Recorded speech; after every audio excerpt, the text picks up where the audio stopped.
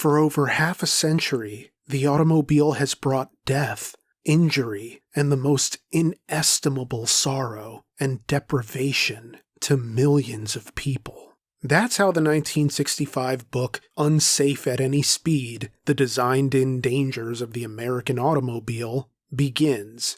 The landmark nonfiction book was the work of a consumer advocate named Ralph Nader, who put General Motors on blast and caused the kind of firestorm the nation wouldn't see until the release of the Ford Pinto, a car with the kind of build quality typically only seen in fatherless 9-year-olds competing in their first soapbox derby. Unsafe at Any Speed argued that automakers were neglecting the moral imperatives to make cars safer, and that there was a gap between existing design and attainable safety. And while this seems like the kind of thing that could be true of any era of automotive history, Nader argued that few cars on the road represented the auto industry's dereliction of responsibility better than the Chevrolet Corvair. Yeah, that weird little compact with the air-cooled rear-mounted engine, the wishbone front and the swing-axle rear suspension, that beautiful bucket of dreams that didn't have fins or a grille. Somehow,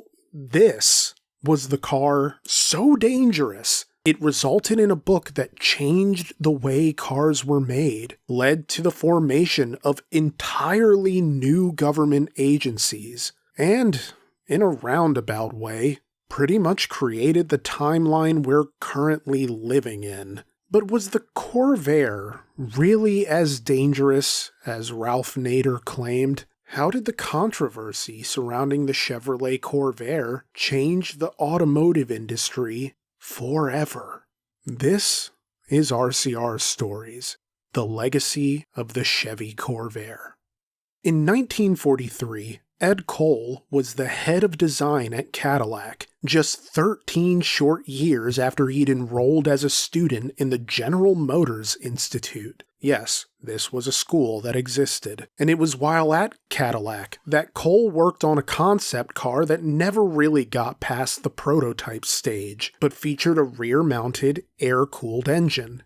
Now, this wasn't exactly the first time General Motors experimented with air-cooled engines, but it's hard to say they ever manufactured one successfully. You see, they tried in 1923 to manufacture an air-cooled engine that utilized copper instead of iron, on the premise that it was a better heat conductor.